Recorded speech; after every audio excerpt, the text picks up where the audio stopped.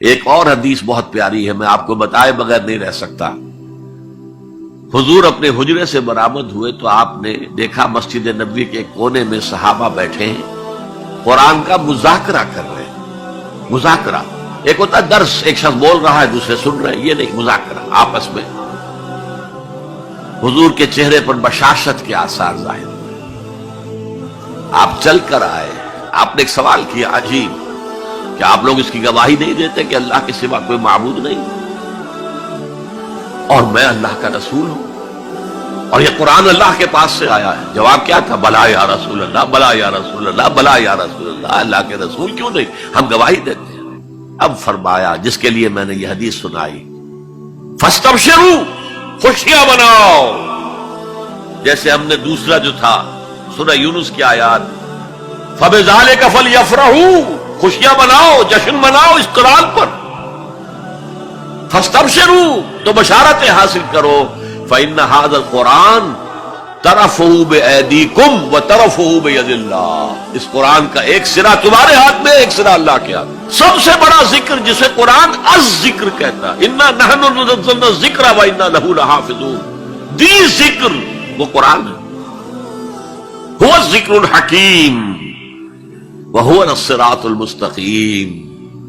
اور تم نماز کی ہر رکعت میں کہتے ہو اہدنا الصراط المستقیم، وہ صراط مستقیم تو اللہ نے تمہیں دے دیا ہے، یہ قرآن ہی تو ہے صراط مستقیم۔ یہ وہ شے ہے کہ جس کے ہوتے ہوئے خواہش نفس آپ کو کج نہیں ہونے دے گی، زیغ نہیں آئے گا، اس کے ساتھ اس کے ہوتے ہوئے کبھی کجی نہیں آئے گی تمہارے اندر، زبانیں التباس نہیں پیدا کر سکے گی، قرآن جو ہے اپنی حفاظت خود کرتا ہے، اس پر باطل حملہ آور ہو ہی نہیں سکتا، نہ سامنے سے نہ پیچھے سے۔ وَلَا يَشْبَعُ مِنْهُ الْعُلَمَاءُ، علماء اس قرآن سے کبھی سیری محسوس نہیں کریں گے، کبھی بھی یہ محسوس نہیں کریں گے کہ بس قرآن سے جو لینا تھا ہم نے لے لیا، اب کچھ نہیں رہا۔ پڑھتے رہیں گے، پڑھتے رہیں گے، پڑھتے رہیں گے، معلوم ہوگا ہر مرتبہ کوئی نئی چیز آ رہی ہے، بار بار کے پڑھنے سے اس پر کوئی باسی پن طاری نہیں ہوگا۔ کوئی اور کتاب دنیا میں ایسی نہیں ہے، ایک دفعہ پڑھ لی، دو دفعہ پڑھ لی، پھر تیسری دفعہ ہاتھ لگانے کو جی نہیں چاہتا، پڑھنے کو جی نہیں چاہتا، سوال ہی پیدا نہیں۔ یہ وہ ہے، پڑھتے رہو گے، پڑھتے رہو گے، اس پر کوئی باسی پن طاری نہیں ہوگا۔ وَلَا تَنْقَضِي عَجَائِبُهُ، اس کے عجائب کبھی ختم نہیں ہوں گے۔ یہ وہ کتاب ہے جسے جیسے ہی جنوں نے سنا فوراً کہا ہم نے آج ایک بہت عمدہ کلام سنا ہے، کتاب سنی ہے، تو ہم تو ایمان لے آئے، ایک دفعہ سنا ہے اور وہ داعی بن کر چلے گئے، یا قومنا اجیبوا داعی اللہ، اے ہماری قوم کے لوگوں اس اللہ کی طرف پکارنے والے کی آواز پر لبیک کہو۔ اب چار جملے جو آئے ہیں